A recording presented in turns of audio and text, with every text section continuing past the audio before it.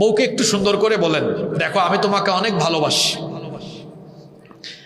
তুমি আমার জান প্রাণ যা বলতে পারেন বলেন, তোমার কেউ যদি দেখে এটা আমার কলিজায় লাগে, দিলে লাগে। আগে শোনেন, ঠিক ঠিক আন্দাজি বললেন না, কিসের ঠিক আর বেটা। শোনেন, আমি এভাবে কেন বলছি, আমার দিকে তাকান। নারীরা হলো প্রজাপতির মতো। কিসের মতো? প্রজাপতি।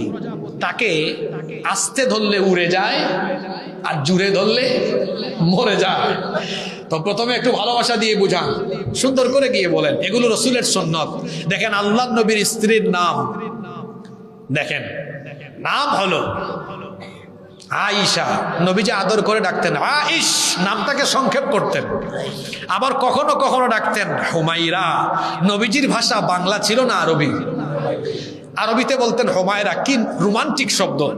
এটার বাংলা অর্থ হলো লাল সুন্দরী। যদি নবীজির ভাষা বাংলা হতো আর কি, তাহলে তিনি এভাবে বলতেন, কৌ গো আমার লাল টুকটুকি বউ। সুবহানাল্লাহ পড়বেন না? রসুল কিভাবে তার বিবিদের সাথে ব্যবহার করতেন। আর আমাদের দেশের মানুষ বিয়ে করার পরে বউর সাথে খাটাসের মতো ঘরে ঢুকেই বলবে, এ আবুলের মা তুই কই। তারপরে বসুরহাট বাজারে, কবিরহাট বাজারে ব্যবসা করে। তো বউ দুপুরবেলা ফোন দিয়েছে, কি গো তুমি খেয়েছো?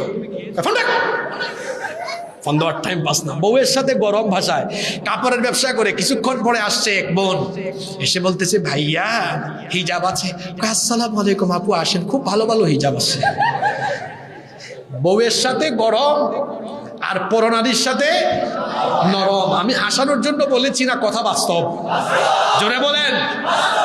আপনার বউ ফোন দিয়েছে, কাস্টমার থাকলেও বলবেন 2 মিনিট আমি আসতেছি, আমার জান ফোন দিয়েছে, বাইর হন।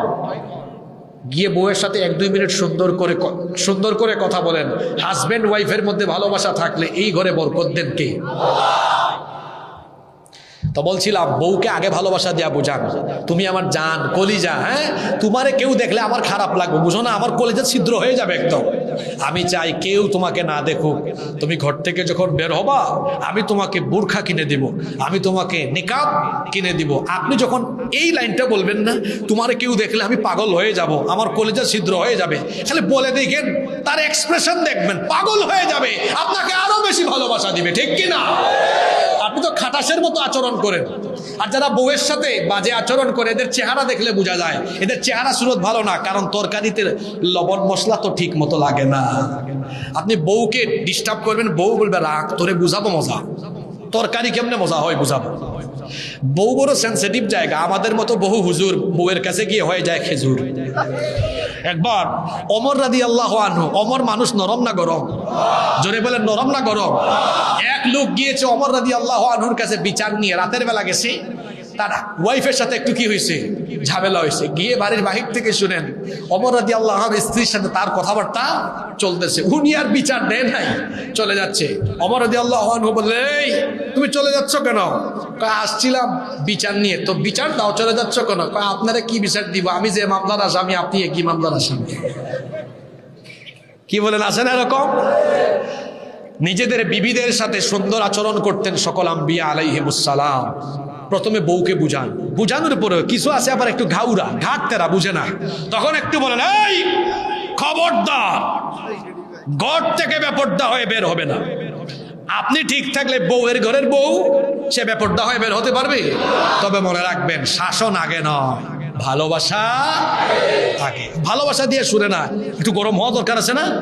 তবে আমার বিশ্বাস গরম হওয়া লাগবে না। আর এমনিতেই তো নোয়াখালী এটা আলেম ওলামার দেশ, আর নোয়াখালীর মেয়েরা এমনিই ভালো।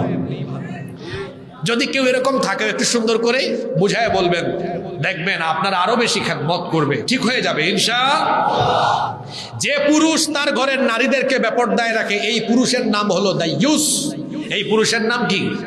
দাইয়ুস। কোনোদিনও আল্লাহর জান্নাতে ঢুকতে পারবে। এজন্য আমরা আমাদের ঘরের নারীদেরকে পর্দায় রাখবো, পারবো তো ইনশাআল্লাহ।